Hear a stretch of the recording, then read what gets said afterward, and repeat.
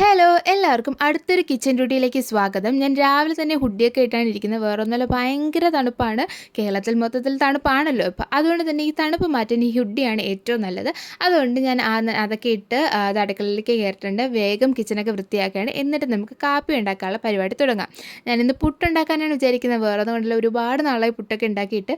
അതുകൊണ്ട് ആദ്യം പുട്ടിനുള്ള കാര്യങ്ങളൊക്കെ ഒന്ന് ജസ്റ്റ് നനച്ചിട്ട് മാറ്റി വയ്ക്കാമെന്ന് വിചാരിച്ചേ. പിന്നെ തേങ്ങയില്ലാത്ത പുട്ടാണ്, പുട്ടൂറ്റിയില്ലാത്ത ഒരു പുട്ടാണ്.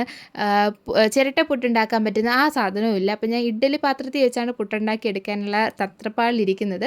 അപ്പോൾ അതിനു മുന്നേ അമ്മാമ്മയ്ക്ക് ദോശ ഉണ്ടാക്കി കൊടുക്കണം. കാരണം അമ്മമ്മ ദോശ വിട്ടൊരു കളിയിൽ എന്തുണ്ടാക്കി കൊടുത്താലും ദോശ മാത്രമേ കഴിക്കുകയുള്ളൂ. എന്നിട്ട് വേറെ ആരെങ്കിലും ചോദിക്കുമ്പോൾ പറയും, എനിക്ക് ആകെ കൂടി ഒരു ഉണക്ക ദോശ മാത്രമേ ഇവർ തരുന്നുള്ളൂ എന്ന്. അത് വേറെ കാര്യം, അതൊക്കെ അവിടെ നിൽക്കട്ടെ. അപ്പോൾ എന്തായാലും അമ്മാമ്മയ്ക്കുള്ള കാപ്പി അവിടെ എത്തിച്ചേക്കാം. എന്നിട്ട് നമുക്ക് നമ്മുടെ ബാക്കി പണി തുടരാം. ഇവിടെ 3 തക്കാളി എടുത്തിട്ടുണ്ട്, 2 സവാള, പിന്നെ ഒരു കൊച്ചുള്ളിയിലുള്ള വെളുത്തുള്ളി എടുത്തിട്ടുണ്ട്, ഒരു മുളക് എടുത്തിട്ടുണ്ട്. എന്നിട്ട് ഇതൊക്കെ നമുക്ക് പതുക്കെ സാവധാനം വെട്ടി അരിഞ്ഞെടുക്കാം. ഞാൻ അത്യാവശ്യം സ്ലോ ആയിട്ട് ജോലി ചെയ്യുന്ന ആളാണ്. പെട്ടെന്നൊന്നും എന്നെക്കൊണ്ട് ജോലി ചെയ്യാൻ പറ്റില്ല. ഞാൻ പതുക്കെ അത് ആസ്വദിച്ച് സമാധാനത്തോടു കൂടി മാത്രമേ ജോലി ചെയ്യാറുള്ളൂ കേട്ടോ. അതുകൊണ്ട് തന്നെ ഏകദേശം 1 മണിക്കൂർ തീരേണ്ട പണി ഞാൻ ചെയ്യുമ്പോഴേക്കും ഒരു 3 മണിക്കൂറെങ്കിലും ആവാറുണ്ട്. അതുകൊണ്ട് രാവിലെ തന്നെ എപ്പോഴും കറിയൊക്കെ ഉണ്ടാക്കാനായിട്ട് ശ്രമിക്കാറുണ്ട്. എങ്കിലേ ഒരു ഉച്ചയ്ക്കെങ്കിലും ആഹാരം കഴിക്കാൻ പറ്റുള്ളൂ. അപ്പോൾ എന്തായാലും സവാള, തക്കാളി, വെളുത്തുള്ളി, മുളക് ഇതൊക്കെ നമുക്ക് അരിഞ്ഞ് റെഡിയാക്കി എടുക്കാം. എല്ലാം കുനുകുനാന്നാണ് അരിഞ്ഞെടുത്തിട്ടുള്ളത്. ഞാൻ കടലയും ഗ്രീൻ പീസും ഇട്ടൊരു കറിയാണ് ഉണ്ടാക്കാൻ പോകുന്നത്. പുട്ടിന് അതാണല്ലോ ഒരു കോമ്പിനേഷൻ. അതുകൊണ്ട് അതാണ് ഉണ്ടാക്കാനായിട്ട് തീരുമാനിച്ചിട്ടുള്ളത്. ആദ്യം തന്നെ നമുക്ക് ചീനച്ചട്ടി അടുപ്പിൽ വയ്ക്കുക. എന്നിട്ട് കടുക് താളിക്കുക. എന്നിട്ട് വെളുത്തുള്ളി അതുപോലെ മുളക് അതിലിട്ട് കൊടുക്കുക. എന്നിട്ട് നന്നായിട്ടത് പൊരിച്ചെടുക്കുക. എന്നിട്ട് അതിലേക്ക് നമുക്ക് സവാള ഇട്ട് കൊടുക്കാം. സവാള നന്നായിട്ട് വഴറ്റിയെടുക്കണം.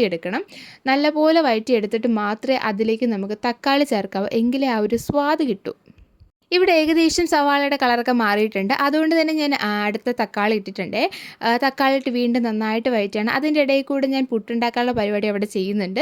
അപ്പോൾ എന്തായാലും നമുക്കിത് നന്നായിട്ട് വഴറ്റിയെടുക്കാം. കുറച്ച് നേരം വേകുമ്പോൾ തന്നെ തക്കാളിയൊക്കെ പെട്ടെന്ന് വെന്ത് കിട്ടും. അപ്പോൾ എന്തായാലും എന്നിട്ട് അതിലേക്ക് നമുക്ക് നേരത്തെ ഇടിച്ച് വെച്ച ആ കടല ഇതിലേക്ക് ചേർത്ത് കൊടുക്കാം. എന്നിട്ട് അത് നന്നായിട്ട് മിക്സ് ചെയ്യാം. എന്നിട്ട് ഗ്രീൻ പീസ് ചേർത്ത് കൊടുക്കാം. വീണ്ടും നന്നായിട്ട് മിക്സ് ചെയ്തെടുക്കാം. ഗ്രീൻ പീസും അതുപോലെ കടലയൊക്കെ തലേന്ന് തന്നെ വെള്ളത്തിൽ ഇട്ട് വെച്ചിട്ടുണ്ട്. എന്നിട്ട് നമുക്ക് ആവശ്യമായിട്ടുള്ള മസാലകൾ ഇട്ട് കൊടുക്കുക. ഞാൻ മഞ്ഞൾപ്പൊടി ചേർത്തിട്ടുണ്ട്, മല്ലിപ്പൊടി ചേർത്തിട്ടുണ്ട്, മുളക് പൊടി ചേർത്തിട്ടുണ്ട്. അതുപോലെ തന്നെ നമ്മുടെ ചിക്കൻ മസാല കൂടെ ചേർത്തിട്ടുണ്ട്. ആവശ്യത്തിന് അളവ്, എനിക്ക് കറക്റ്റ് അളവൊന്നും പറയാൻ അറിയില്ല. അതുകൊണ്ട് നിങ്ങൾക്ക് എത്രയാണോ വേണ്ടത് അതിനനുസരിച്ച് മസാലകൾ ചേർത്ത് കൊടുക്കുക. തിളച്ച് വരുമ്പോഴേക്കും നമ്മുടെ കറി റെഡി ആയിട്ടുണ്ട്. എന്നിട്ട് അമ്മാമ്മയ്ക്ക് വെള്ളം ചൂടാക്കാൻ വെച്ചിട്ടുണ്ട് കുളിക്കാനായിട്ട്. എന്നിട്ട് ഞാൻ കാപ്പി പിടിക്കാൻ പോവാണ്. പുട്ട് കാണുമ്പോൾ ചോറ് പോലെ ഇരിക്കും, എങ്കിലും അത് അടിപൊളിയാണ്. തേങ്ങയൊന്നും ഇല്ലെങ്കിലും പുട്ട് നമുക്ക് അടിപൊളിയായിട്ട് കഴിക്കാൻ പറ്റും. അപ്പോൾ സംഭവം അടിപൊളിയാണ്. ട്രൈ ചെയ്തൊക്കെ. അപ്പോൾ ഇത്രയേ ഉള്ളൂ. എല്ലാവർക്കും ടാറ്റാ.